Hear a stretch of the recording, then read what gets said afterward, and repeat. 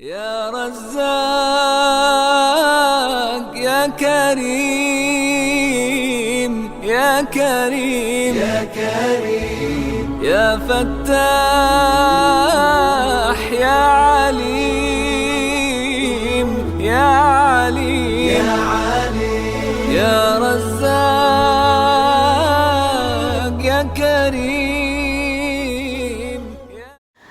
Bismillahirrahmanirrahim. Assalamualaikum warahmatullahi wabarakatuh.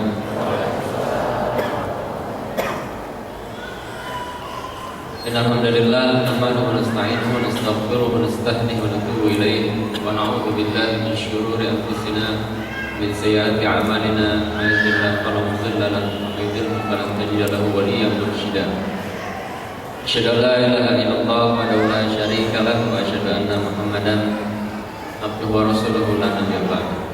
Allahumma salli wa sallim ala hadzal nabiyil karim Muhammad sallallahu alaihi wasallam wa ala alihi wa sahbihi wa ansarihi wa junudihi wa man jahada fi sabilillah ila yaumil qiyamah.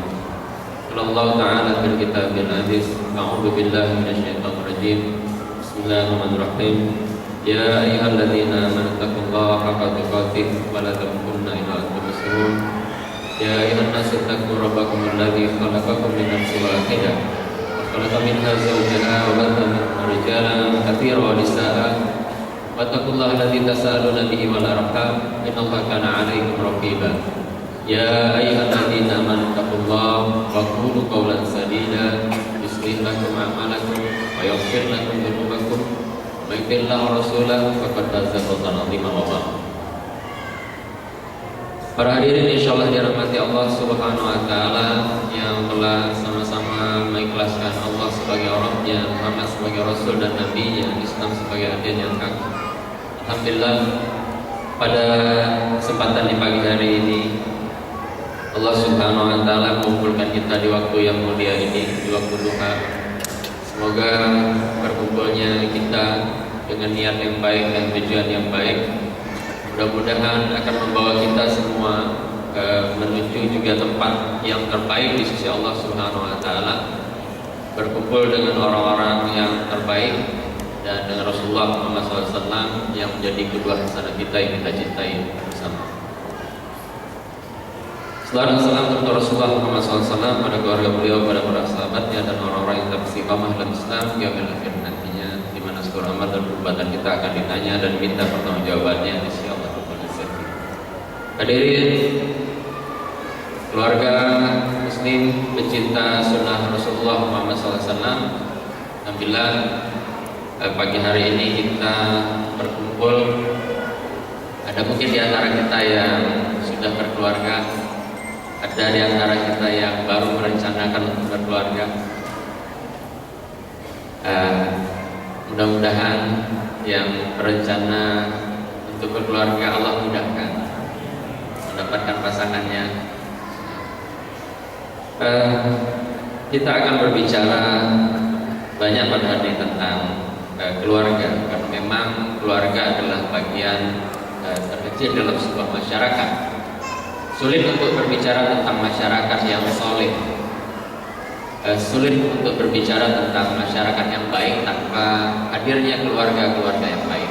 Masyarakat yang soleh, masyarakat yang baik adalah kumpulan dari sebagian besar keluarga-keluarga yang soleh dan baik. Dan begitu banyak Allah Subhanahu wa taala menyampaikan tentang keluarga di dalam Al-Qur'an Al-Karim. Salah satu hal yang kemudian kita perhatikan adalah ketika Allah dalam surah Al-Karim ayat 6 menyampaikan ya ayyuhalladzina amanu qu anfusakum wa ahlikum nara. Orang-orang yang beriman, jagalah diri kalian dan keluarga kalian dari api neraka. Untuk yang pertama, mungkin kita akan sama-sama mendengarkan uraian yang akan disampaikan oleh Ustaz Budi Nasari LC. Kepada beliau kita sama-sama persilakan. Bismillahirrahmanirrahim. Assalamualaikum warahmatullahi wabarakatuh.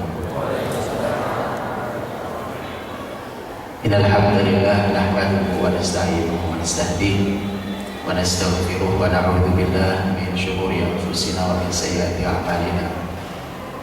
May yahdihillahu fala mudilla له ومن يضلل فلا هادي له أشهد أن لا إله إلا الله وحده لا شريك له وأشهد أن محمدا عبده ورسوله اللهم صل وسلم وبارك وأنعم على سيدنا محمد وعلى آله وصحبه أجمعين يا أيها الذين آمنوا اتقوا الله حق تقاته ولا تموتن إلا وأنتم مسلمون ربنا هب لنا من أزواجنا وذرياتنا قرة أعين واجعلنا للمتقين إماما أما بعد.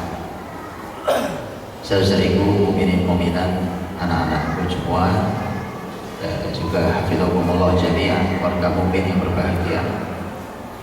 Di pagi hari yang redup ini kita jadi Allah kenikmatan luar biasa untuk hadir di majelis ilmu ini, karena sudah maklum di kita bahwa di kita ini berumah tangga rata-rata modalnya hanya cinta.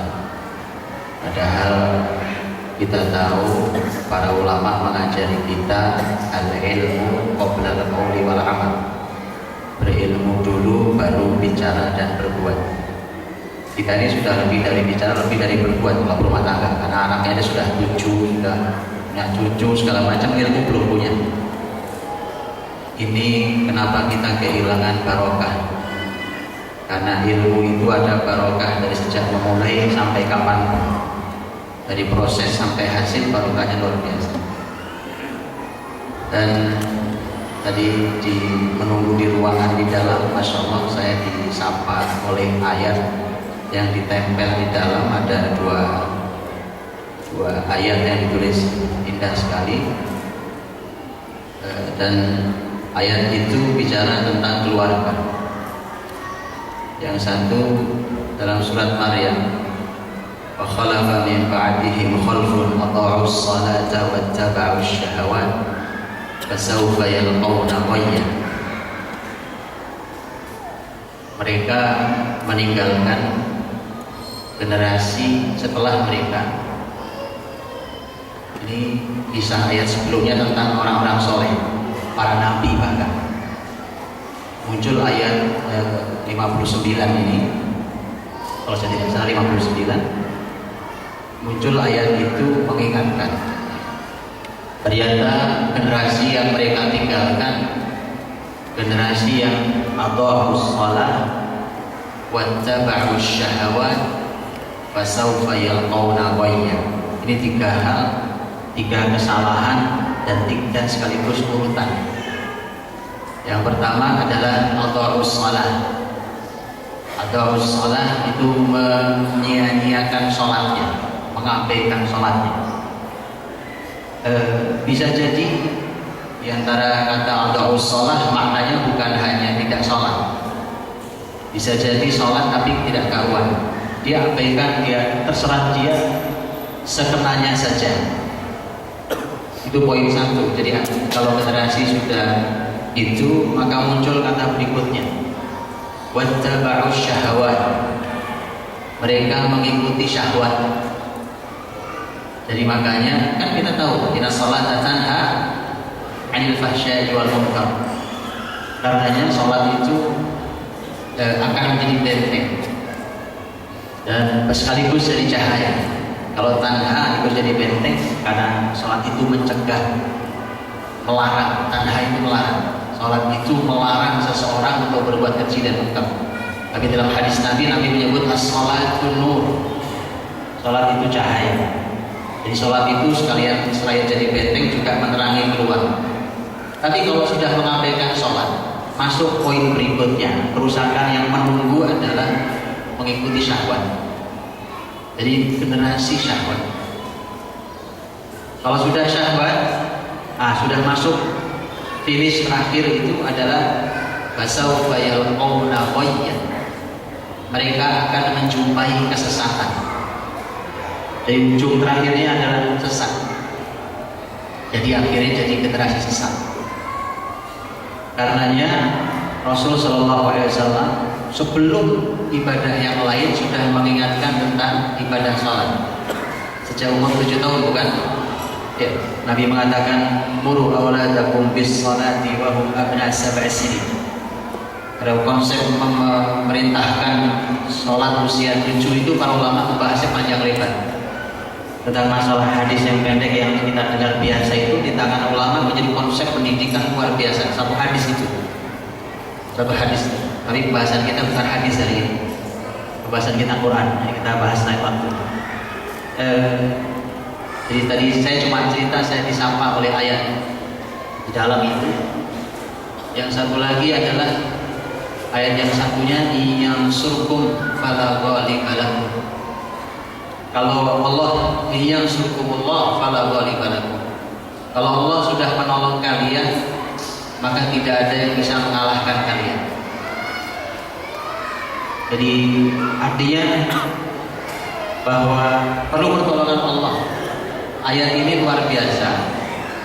Ayat ini kurang lebih seperti ketika kita mendengar ayat inna surullah yang surkum. Kalau kalian tolong Allah, Allah tolong kalian. Cuma ayat yang seperti ini disalahpahami oleh sebagian orang. Ini gara-garanya membahas ayat tidak pakai tafsir, pakai terjemahan. Saya hari ini akan bicara tentang potret keluarga dalam Quran. Dan itu juga tidak boleh bicara pakai terjemahan saja, harus pakai ilmu tafsir. Dan tafsir itu punya makam sendiri. Kita akan mendapatkan ilmu yang luar biasa dengan tafsir. Apa salah paham yang disalahpahami oleh banyak keluarga muslim adalah mereka salah paham. Mereka mengatakan pokoknya tolong saja agama Allah, ditolong saja agama Allah. Ternyata kata menolong agama Allah itu maknanya juga tidak tepat. Ada yang menghabiskan waktunya suami istri di luar dengan alasan saya sedang berdakwah, saya sedang menolong agama Allah. Kalau saya menolong agama Allah, nanti Allah akan tolong saya dan anak-anak saya. Itu salah paham tentang ayat. Karenanya banyak, mohon maaf, anak dai berantakan. Tanya ke pesantren-pesantren tuh, kadang-kadang yang paling nakal anak ustadznya. Mohon maaf. Ya, itu memang teguran buat semua. Karena memang salah paham terhadap ayat. Kalau makanya kalau mau tahu tafsir hidup, kalau tafsir tertulis kan di perpustakaan banyak. Kalau mau tahu tafsir hidup, pelajari sirah nabawiyah. Antum akan tahu apa arti menolong agama Allah, bagaimana Allah menolong orang yang menolong agama Allah, bagaimana orang yang sedang menolong agama Allah itu mengurusi keluarganya. Ini tafsir hidup betul. Itu tidak pakai debat karena langsung terbaca. Bagaimana potret Rasul Sallallahu Alaihi Wasallam dan para sahabat-sahabatnya. Ya, ini cerita tentang sapaan Jilbahan dan mudah-mudahan tidak salah paham lagi, karena bagaimana kita memperbaiki orang lain sementara anak kita diurus oleh orang lain yang tidak lebih baik daripada kita, tidak lebih soleh dari kita, ilmunya tidak lebih banyak daripada kita. Baik, rahmati Allah, Bapak Ibu bahagia, keluarga mukmin. Pembahasan kita tentang potret keluarga. Karena potret saya cuma ingin mengambil cuplikan potretnya. Karena tentu itu pembahasan panjang. Saya pernah membahasnya dalam mingguan, seminggu sekali kajiannya. Potret keluarga ini habisnya kurang lebih hampir 3 tahun. Nah, jadi potret keluarga dalam Quran, kajiannya mingguan dari Isya sampai jam 9 malam. Artinya hari ini saya cuma ingin memotret dan membukakan pintu. Setelah itu belajarnya silakan dilanjutkan. Karena jadi masalah tadi, kita ini nikah modalnya cinta. Cinta itu penting, tetapi dia bukan segala-galanya. Apalagi kalau ada yang mengatakan cinta bisa layu. Jika akhirnya cepat sekali runtuhnya rumah tangga di negeri ini. Baik Bapak Ibu dirahmati Allah, saudaraku. Sebelum saya masuki beberapa potret yang nanti kita bisa lihat, Kenapa kita mengambil dari Al-Quran? Karena jawabannya semua tahu, bahwa Al-Quran itu merupakan sumber utama kehidupan seorang mukmin. Tidak ada Quran di kehidupan orang beriman, tidak ada kebangkitan, tidak ada kebesaran. Sama persis. Kalau kita belajar tentang tema keluarga belum dari Quran, kita belum menemukan kebesaran, belum menemukan kebahagiaan, belum menemukan keluarga yang menyenangkan, menyejukkan mata, belum menemukan keluarga yang kelak akan menjadi rahim peradaban. Gak akan ketemu. Saya hebat-hebatnya belajar kalau bukan dari Quran, seperti hari ini. Saya hebat-hebatnya anaknya kerja sama kayak bapaknya. Itu paling hebat. Bapaknya berpikir bahwa dia sukses di dunianya, kemudian bekerja dengan penghasilan uang yang banyak. Gak jauh, anak paling dididik diarahkan sama kayak bapak. Paling hebat cuma itu. Itu udah paling hebat. Jangan-jangan tidak melampaui itu. Hebatan bapaknya jangan-jangan. Karena memang dulu bapaknya belajar dengan susah payah, dengan prihatin orang bilang ya. Belajar, Masya Allah, kadang-kadang berangkat ongkos gak ada. Sekarang anak semua ada, karena bapaknya sudah sukses ekonomi. Jangan-jangan malah gagal. Karenanya belajar itu memang harus bermula dari panduan utama. Panduan utamanya Quran tadi. Itu kan selama ini kalimat kita. Sekarang mari kita buktikan. Dan saya sering sampaikan di kajian parenting, jangan sampai kita sudah belajar dari semua pakar, dari semua literatur, tapi kita lupa belajar dari Allah dan Rasul. Jangan sampai itu. Ngakunya Muslim, teriaknya Allahu Akbar. Kalau bicara tentang Islam semangat luar biasa, tapi ngambil ilmu dari orang kafir. Apa tidak boleh Pak? Mengambil ilmu dari orang kafir? Boleh. Saya bilang tidak boleh. Saya tidak katakan tidak boleh. Quran mengizinkan. Ada ayatnya, ada ayatnya. Buka surat An-Naml. Ketika Allah berfirman tentang kalimatnya Ratu Bilqis. Bilqis saat itu musyrik, wanita musyrik. Tapi kalau kalimat benar yang dibenarkan oleh Quran. Kalian Bilqis mengatakan innal muluka idza dakhalu qaryatan afsaduha wa ja'alu 'izzata ahliha adillah. Itu kalimatnya Bilqis. Karena kalimat itu benar kata Allah, wa kadzalika yaf'alun. Kata Allah, begitulah memang para raja itu kalau masuk ke sebuah negeri itu membuat negeri jadi hancur. Tidak ada masalah. Tetapi ada 2 poin. Poin 1, kalau kita belum belajar dari syariat ini, kita jangan-jangan tidak tahu kalau yang kita pelajari dari orang kafir itu salah dan sesat. 1, siapa yang tahu? Apalagi kalau ukurannya cuma perasaan kita, kelihatannya baik-baik, itu kelihatannya. Ini perasaan saya, itu perasaan Anda. Jadi ukurannya bukan ukuran syariat. Jangan-jangan sama. Dan sudah terbukti betul. Saya sudah lama bicara parenting dan sudah terbukti betul bahwa sangat amat banyak konsep parenting yang salah. Sangat amat banyak. Karenanya sudah bekali dulu itu. Dan kalau baik di mereka, pasti ada di Quran jauh lebih baik daripada itu.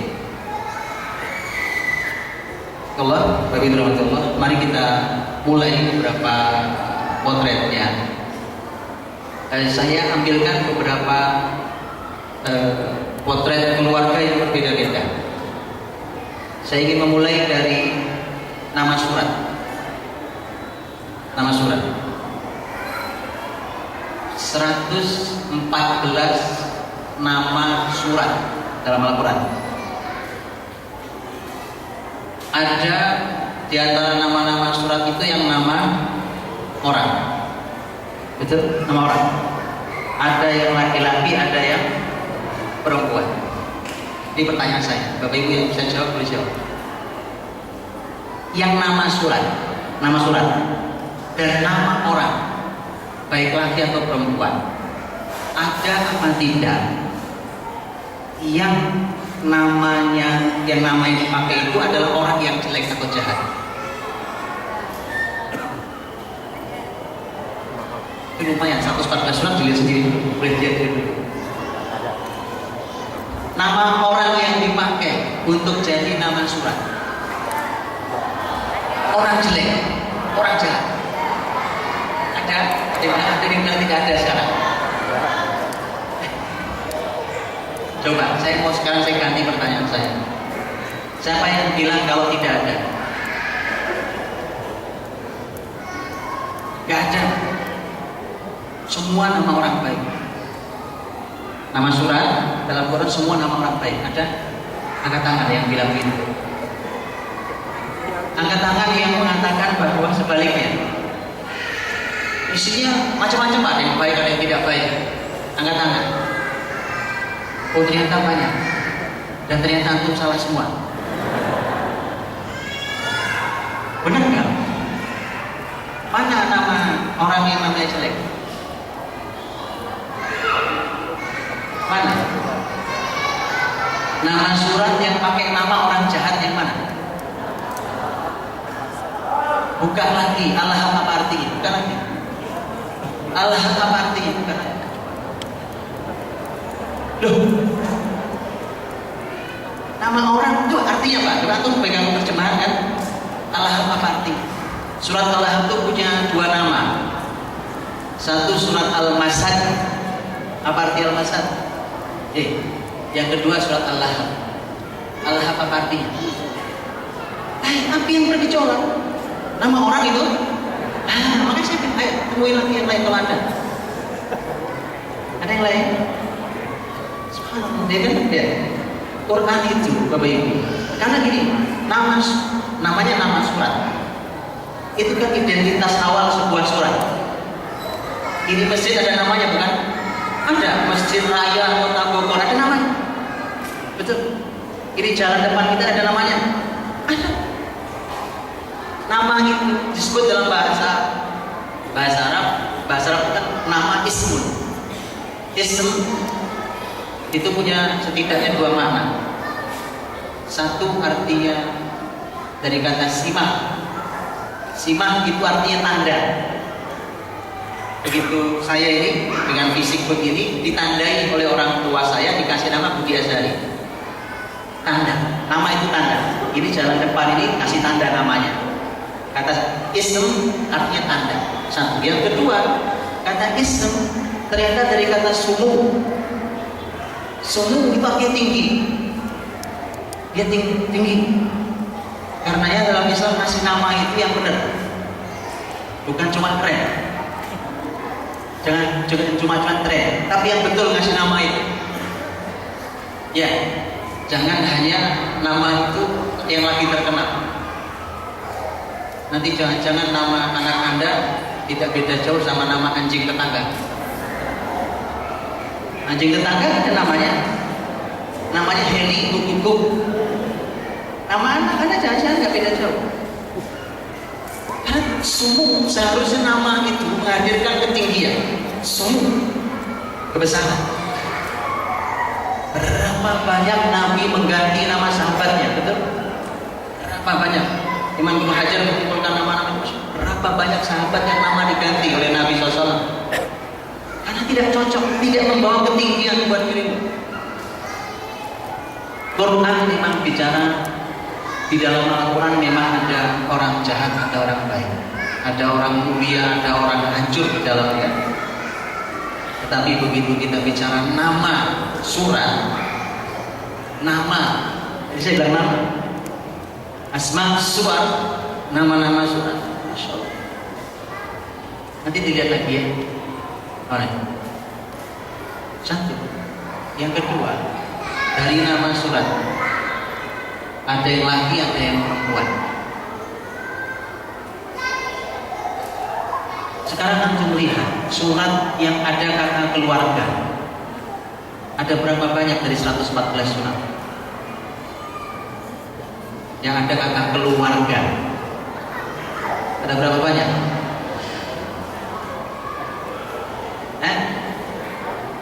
Satu, surat Ali Imran.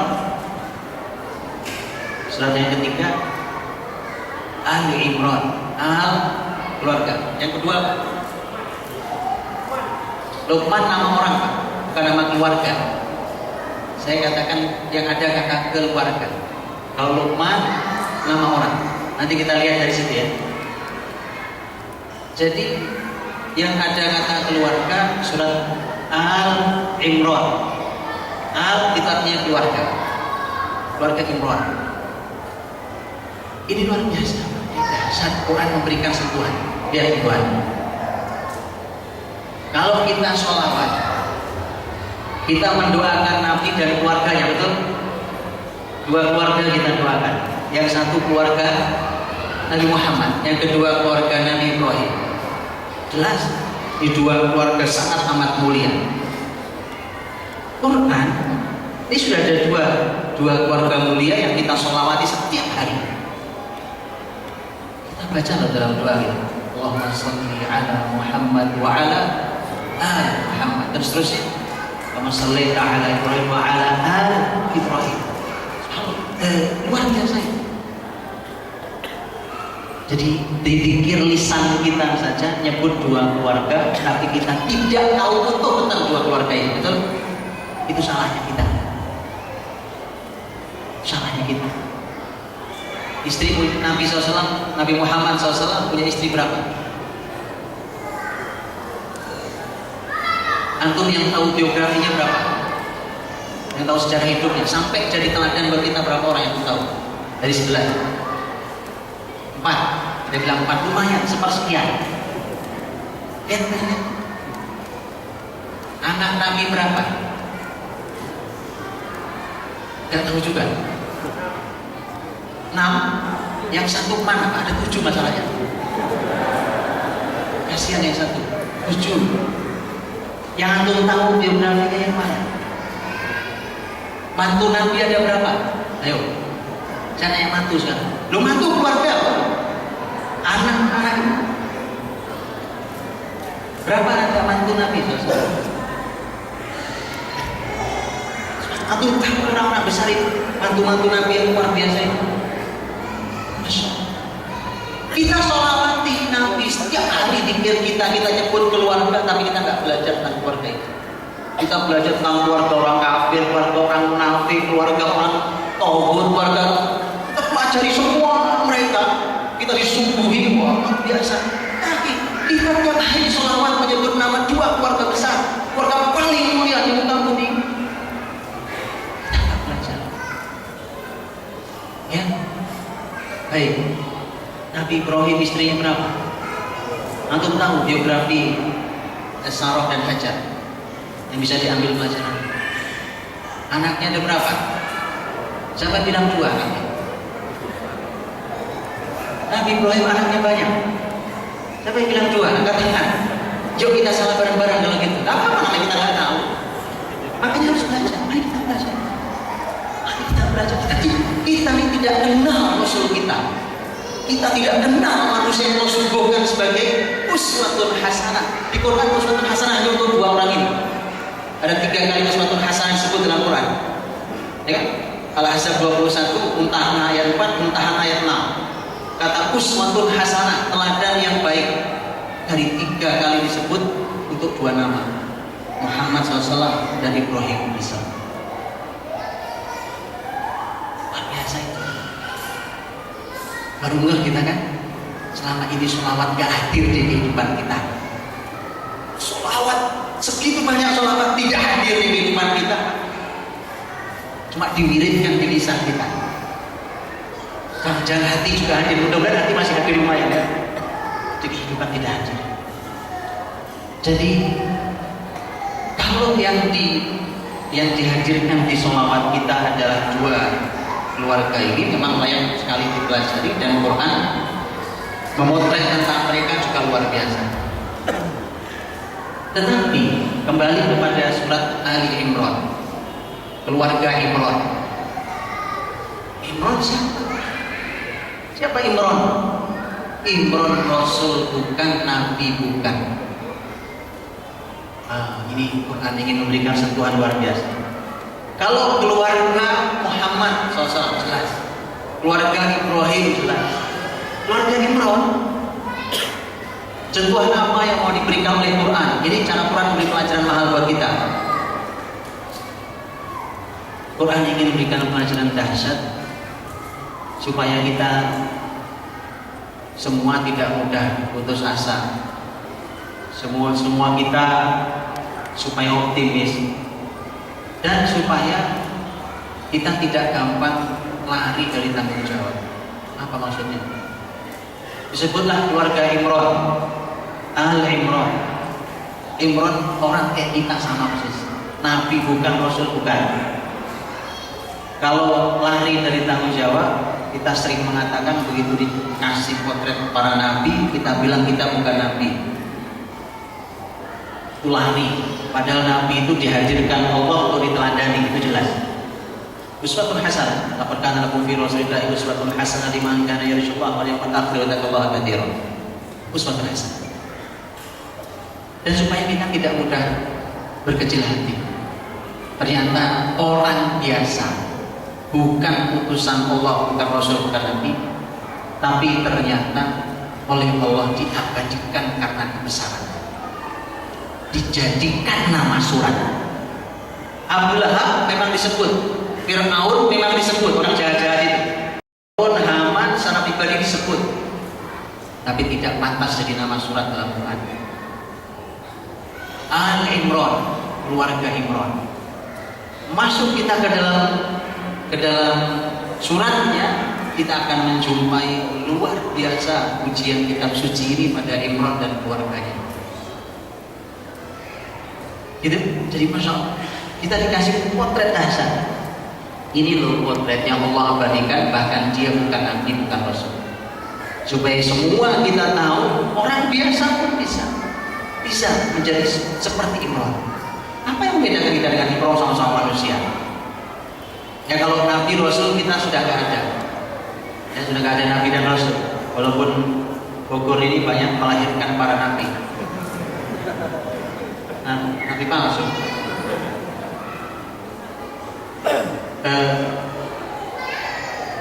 Jadi ini Imran. Nanti kita masuk Imran. Saya masih bicara judul surat, nama-nama surat. Satu lagi nama surat. Dari nama orang, nama laki dan perempuan. Kalau nama laki-laki banyak ya. Siapa aja nama laki-laki? Rohim, siapa lagi? Yusuf, Yunus, Hud, Muhammad, banyak sekali ya. Nama perempuan Maryam, terus Maryam, terus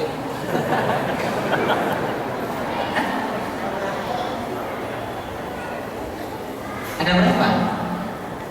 Satu, Maryam.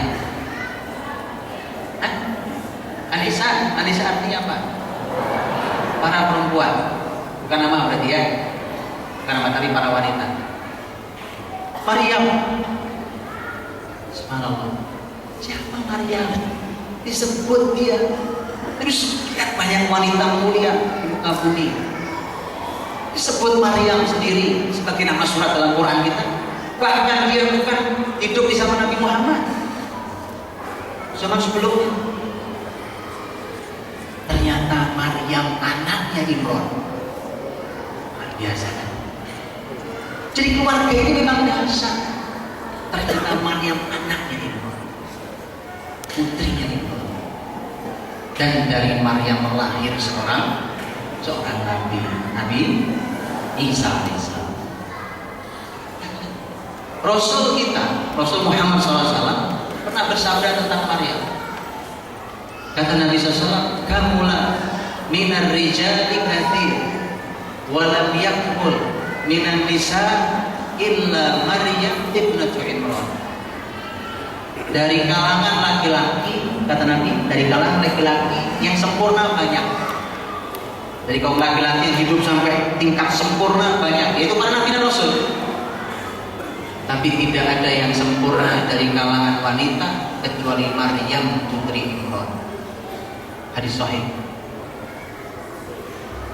Berarti wanita ini dipotret Allah di Quran, bahkan jadi nama surat, satu surat sendiri layak untuk dipelajari, bahkan harus dipelajari.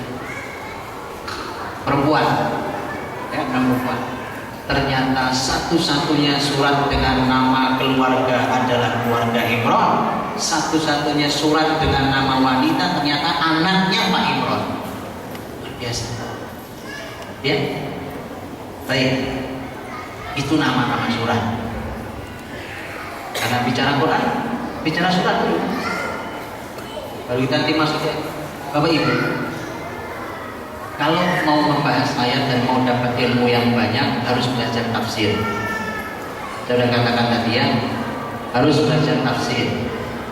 Karena belajar dari terjemahan, terus antum simpulkan sendiri padahal antum bukan siapa-siapa di bidang ini, itu akan berefek macam-macam. Bisa kurang ilmunya, bisa salah ilmunya, bisa sesat dalam memaknainya. Jadi jangan terlalu mudah menyimpulkan. Quran ditafakuri, ditadaburi memang mudah dipahami. Memang mudah. Quran diberikan Allah syamilah dan kita bahkan diminta untuk tafakur, tadabbur ayatnya, silakan. Tapi hati-hati kalau sampai sudah harus menyimpulkan, terutama menyimpulkan hukum, menyimpulkan hal haram, menyimpulkan berbagai macam hal. Hati-hati. Karena betapa cerobohnya hari ini kita. Bapak Ibu dalam hati Allah SWT, salah satu modal penting ilmu tafsir itu ya bahasa Arab. Karena dengan bahasa Arab itu kita bisa, para ulama tafsir menyuguhkan tafsir dengan sangat luar biasa. Kita masuki beberapa ayat. Tadi saya sudah menyebut tentang Imran. Kita mulai dari sini. Kita mulai dari ayat 33 kalau saya salah. A'udzubillahi minasyaitonirrajim. Innallaha astafa Adama wa Nuha wa ala Ibrahim wa ala Imran 'alal 'alamin. Tiga tadi. Sesungguhnya Allah, Innallaha astafa. Di terjemahan antum pasti kata istafa artinya memilih. Pasti memilih. Betul? Artinya apa? Memilih. Pasti memilih. Dalam bahasa Arab, memilih bisa diungkap dengan beberapa kata, di antaranya kata ikhtar. Ikhtar artinya memilih. Itu di ilmu Quran oleh ulama tidak dilewatkan. Kenapa Quran memilih kata istafa daripada ikhtar? Itu bukan kebetulan, itu ada ilmunya sendiri. Jadi tadi saya katakan, bacalah tafsirnya, belajarlah tafsirnya kalau mau dapat ilmu. Kalau diterjemahkan ya memilih. Itu bahasa Indonesia, memilih. Innallaha astafa. Padahal kata istafa, istifa itu artinya gini, milih, saya simpen, spesial untuk saya. Istafa, ngerti? Gini, beli buah, ini supaya gampang. Beli buah, ini beli buah banyak, pilih kan kita? Pilih masuk plastik, kemudian ditimbang, kita bawa pulang, ternyata kita ke rumah sakit nengok teman kita kasih teman kita, betul? Ada yang memilih itu memang untuk saya. Ini sudah dari sekian banyak buah ini yang saya suka. Dari buah ini ada yang manis, ada yang kurang manis, ada yang manis sekali. Maka untuk saya akan pilih yang terbaik. Ngerti kata istafa? Itu makna istafa. Beda kan? Beda. Jadi innallaha astafa. Innallaha astafa Adam. Allah pilih Adam. Wa Nuha dan Nuh. Wa ala Ibrahim dan keluarga Ibrahim. Wa ala Imran dan keluarga Imran.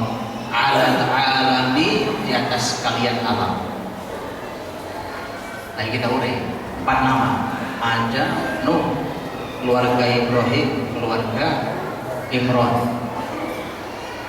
Yang bukan nabi yang mana? Cuma satu, Imran. Subhanallah, ada orang yang bukan nabi, bukan rasul disandingkan dengan nama nabi dan rasul. Itu jangan lewat.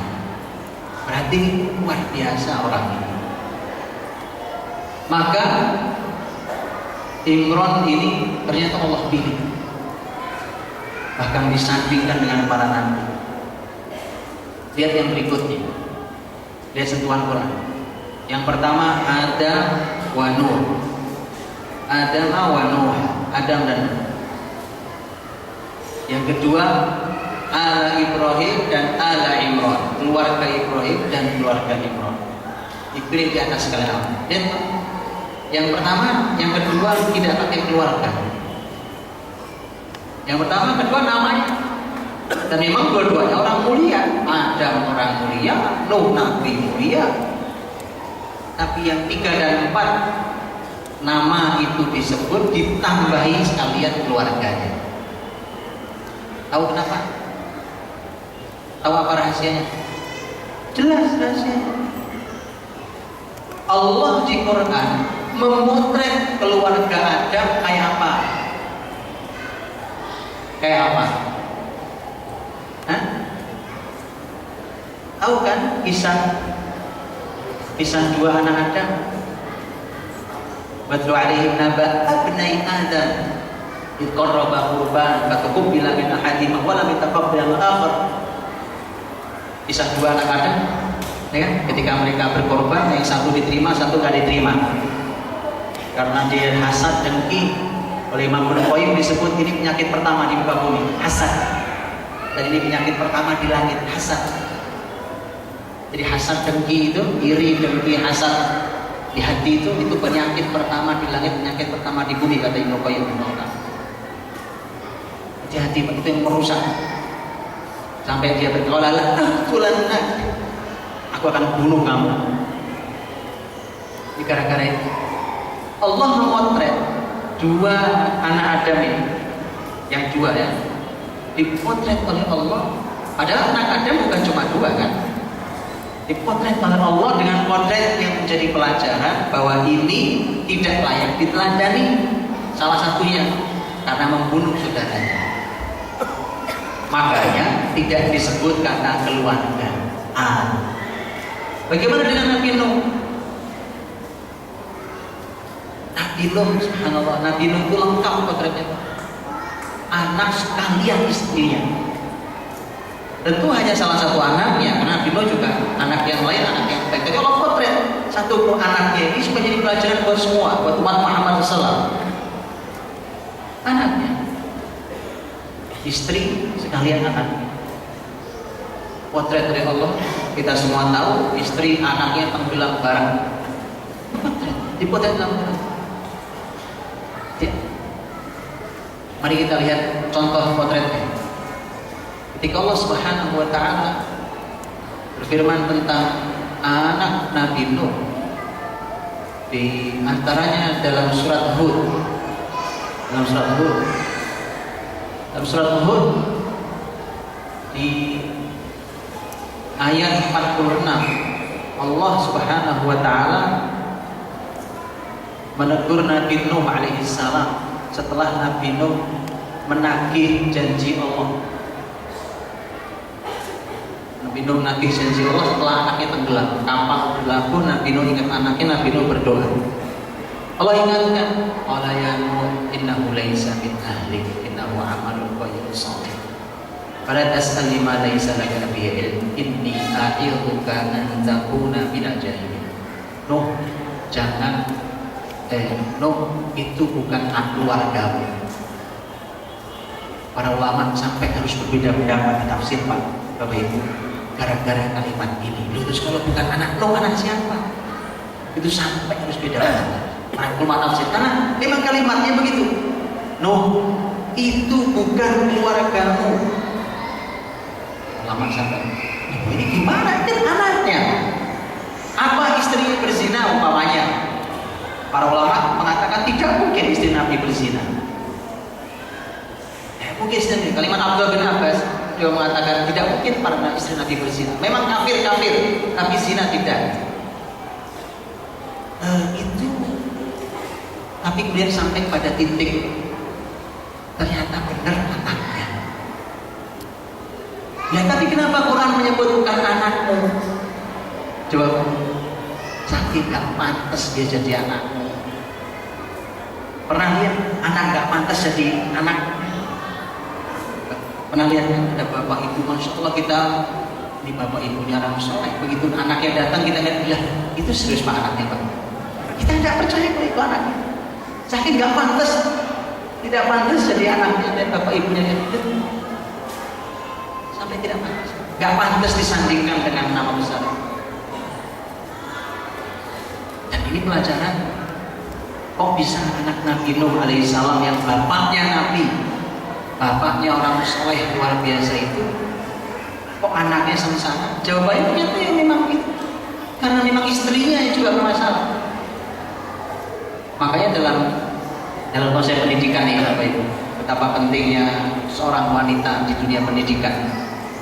Ini tidak menafikan, tidak menghilangkan tugas seorang ayah. Tapi kenapa wanita sang ibu punya nilai 3 kali di atas ayah?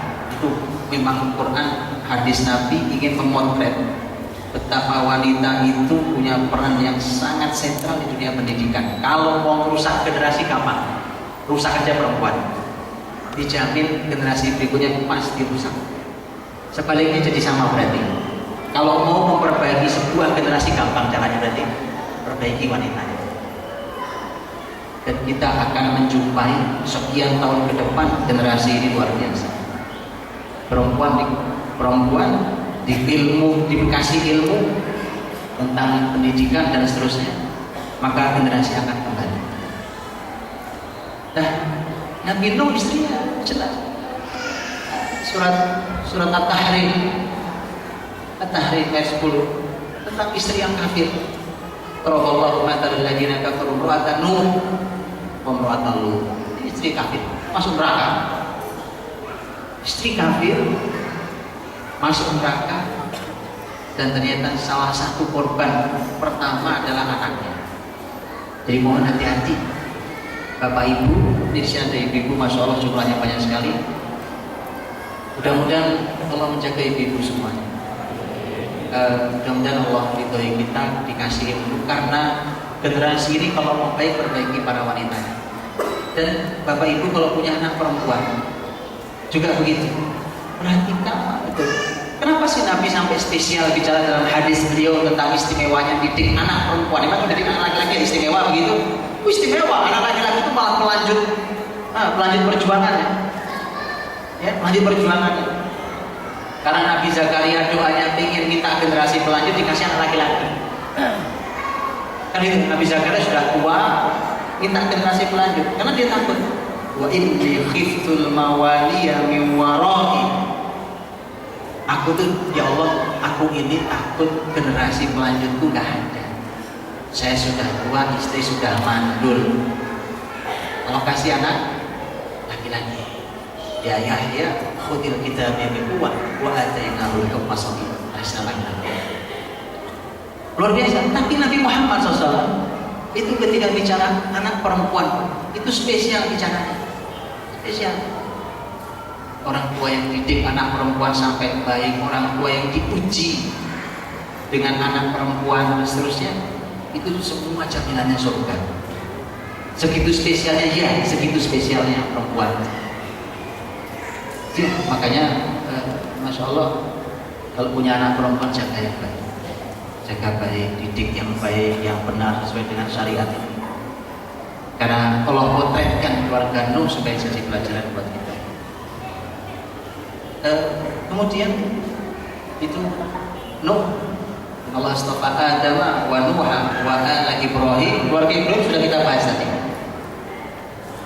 Di Quran ada pembahasan Sarah, ada pembahasan Hajar, ada, walau tidak disebut namanya. Ya, dua-duanya ada pembahasannya. Pembahasan Sarah adalah pembahasan ketika Ibrahim dapat tamu. Tamunya ternyata malaikat, walaupun di awal Ibrahim tidak tahu kalau itu malaikat, ya. Itu dipelajari sendiri. Hajar terpotret dalam doa panjang Ibrahim ketika Ibrahim ada di Mekah pertama kali meletakkan Ismail dan istrinya. Setidaknya terpotret dalam pelajaran tafsir tentang peran besar seorang Hajar. Coba lihat peran Hajar. Emang tidak ada namanya. Hajar tidak disebut namanya. Ini juga pelajaran. Perempuan itu sebenarnya nggak penting namanya dicatat di papan kebesaran, nggak penting. Atau dicatat di kancah. Yang paling penting apa karya Anda. Sehebat Hajar yang melahirkan Ismail, sehebat Sarah yang melahirkan Ishak, namanya tidak ada dalam Quran. Tapi yang paling penting karyanya jelas saja. Itu. Jadi salah kaprah kalau perempuan cuma berkarir pengen supaya namanya naik ya. Itu salah. Salah hari ini kembalikan. Kalau belum kembali generasi ini belum kembali. Kan lihat sekarang ketika Nabi Ibrahim berdoa.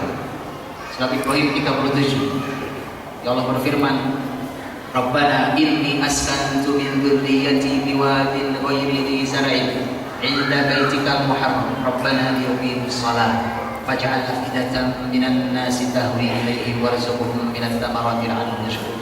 Sudah, permintaannya apa? Setelah mengakui Allah, aku letakkan keturunanku di lembah yang tidak ada pepohonannya di samping rumahmu yang mulia. Ya Allah, semoga mereka nanti keturunanku ini bisa menjaga sholat mereka. Itu habis doa. Ibrahim tinggal di Mekah atau Ibrahim pergi? Terus yang jagain sholat siapa? Hajar. Memang itu kalimat-kalimat Ibrahim.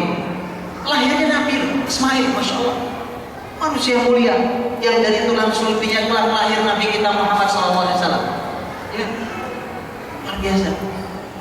Begitu berdoa, ya Allah, mudah-mudahan kelak mereka bisa menjaga sholatnya. Pergi Ibrahim, pergi ke Palestina, jauh Mekah Palestina, jauh.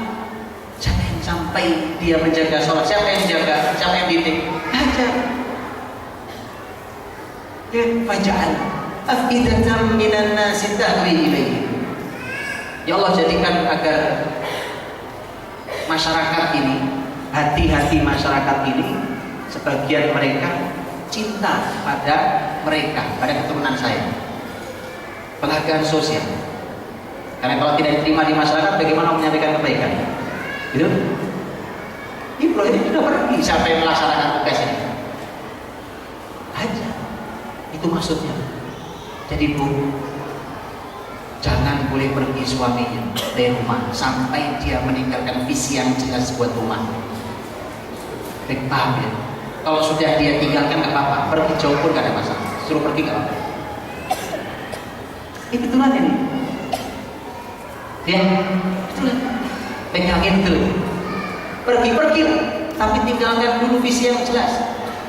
Ini keluarga mau ngapain, apa hasilnya, apa target ke depannya, begitu. Jadi kalau ada suami kalimatnya, kan mama yang ngajinya setiap hari, mama lebih tahu, itu nggak cocok jadi suami. Itu nggak cocok jadi suami kalau diteruskan. Makanya suruh ngaji biar cocok jadi suami. Betul kan? Lihat Ibrahim, itu baru satu ayat saya baca. Dari sekian banyak doa Ibrahim yang menggambarkan visi besar Ibrahim alaihissalam. Ya, itu sebagian potret. Ternyata Quran tidak hanya memotret antara keluarga-keluarga istimewa. Ternyata Quran juga memotret potret lain. Kalau Ibrahim keluarganya mulia, Imron dengan keluarganya, masya Allah semuanya mulia. Dari mulai suaminya, istrinya, anaknya, cucunya luar biasa. Menjaga kesolehan sampai generasi selanjutnya. Kalau Nuh dipotret anak istrinya masalah, tapi Nuhnya mulia. Ada dipotret dua anaknya bermasalah, Adamnya mulia. Tapi memang ada di Quran juga dipotret. Itu suami istri itu angkuh sejoli sampai neraka. Di surat Al-Lahab tadi. Tabbat yada Abi Lahab wa tab ma aghna anhu ma huwa ma kasab. Sayasla nar Yang akan masuk neraka itu Abu Lahab. Yasla naran dzata lahab wa imra'atuhu, berikut istrinya. Jadi itu suami istri sepakat sampai neraka. Ada, memang ada begitu di dunia kok. Itu Abu Lahab. Bapak Ibu tahu kenapa namanya Abu Lahab? Lahab kan artinya api yang bergejolak. Abu artinya bapak. Abu Lahab maksudnya apa jadi? Kenapa dikasih nama Abu Lahab? Bukan nama, itu kan bukan nama. Itu sebutan. Tahu nggak Bapak Ibu disebut Abu Lahab kenapa? Hah? Abu Lahab itu dikasih nama Abu Lahab itu saking gantengnya Abu Lahab. Saking ganteng, wajahnya itu bercahaya, terang gitu wajahnya. Tuh, orang lihat muka terang kelihatannya. Orang tampan Abu Lahab. Pemimpin besar, kaya, Abu Lahab. Ya. Istrinya. Jadi dua orang yang dua-duanya sepakat untuk masuk neraka ini. Kalau dari sisi ganteng, cantik, nikah berumah tangga, orang banyak yang iri. Wah, itu pasangan ideal sekali. Ekonominya pun luar biasa. Abu Lahab ekonomi luar biasa. Dikasih pula anak-anak. Lengkap kebahagiaannya kan, membuat banyak orang iri. Tapi Anda tahu, sampai neraka mereka bareng. Supaya kita tahu, bukan itu tolong ukur kita memandang seseorang ini bagus tidak bagus. Kalau urusannya cuma cakep ketemu cakep, ekonominya berhasil, punya keturunan, terus bahagia, Abu Lahab sudah begitu. Tahu ya? Abu Lahab sudah begitu. Tapi masuk neraka bareng-bareng. Itu makanya bukan tolong ukur. Ya. Nah, itu silakan dipelajari tentang kode itu. Terakhir, waktu sudah habis terakhir. Ternyata Quran juga memotret. Karena kalau Luqman menasihati anaknya, segala itu sudah sering dengar ya. Walaupun perlu diurai kata perkataan, karena ada pelajaran luar biasa di setiap kata, bahkan di setiap huruf Quran, bukan kata, setiap huruf Quran. Ternyata Quran bukan cuma bicara orang tua didik anaknya. Ternyata Quran juga memotret sebaliknya. Anak menasihati orang tuanya. Masya Allah. Dari kisah yang sangat terkenal, kisah Ibrahim. Kisah Ibrahim. Kan bicara Nabi Ibrahim itu kita sering kali bicara sisi-sisi tauhid, pengorbanan, kenabian, lillah Ibrahim. Tapi kita lupa ada kata yang juga muncul di Quran, millata abina. Abina artinya bapak kita. Quran sudah ngasih kata itu sebenarnya, cuma kita jarang memotret Ibrahim sebagai ayah, sebagai bapak gitu. Millata abina Ibrahim. Ibrahim itu selain didik anak, istrinya luar biasa, ternyata Ibrahim menasihati ayah. Cuma memang kalau nasihati orang tua itu tidak semudah yang dibayangkan. Karena mau sampai kapanpun namanya anak, sehebat apapun tetap dianggap kecil sama bapak ibunya, ya kan? Bapak ibu aja di sini mau dengerin saya. Coba saya ke rumah ketemu bapak saya, suruh duduk. Iya betul kan? Sampai sekarang bapak ibu aja mau dengerin. Coba kalau bapak ibu ke rumah saya, kan ayah bapak mau bicara, dikasih jangan disalahkan, kamu salah. Bapak ibu aja bapak ibu akan nyalain saya kan? Di mata orang tua, wah kayak apalah anak itu. Di Quran tetap dipotret dengan ya bunai. Bunai apa artinya? Ditasghir. Aslinya ya ibni, wahai anakku, dikecilkan. Di dalam bahasa Arab ibni itu anak, tapi bunai itu anakku yang kecil. Mau sudah anak segede apa, tetap kamu tuh masih kecil. Ya.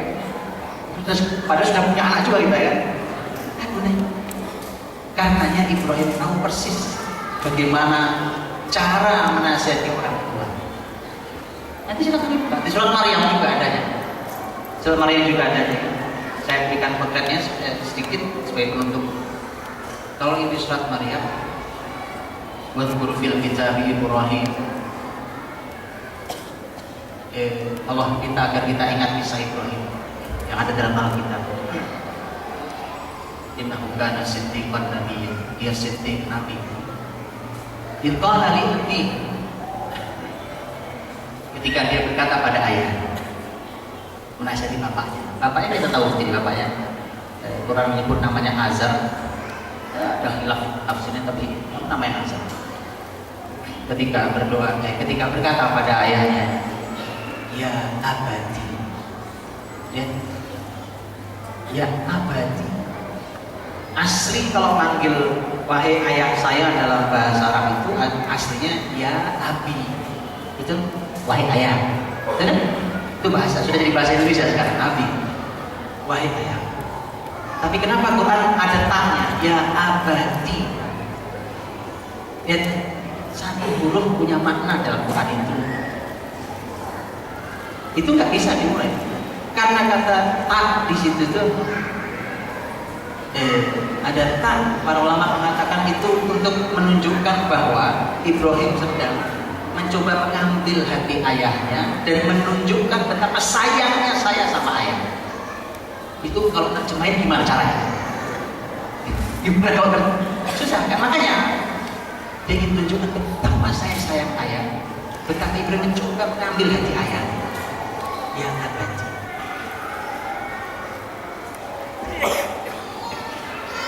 Nanti yang ada beberapa ayat.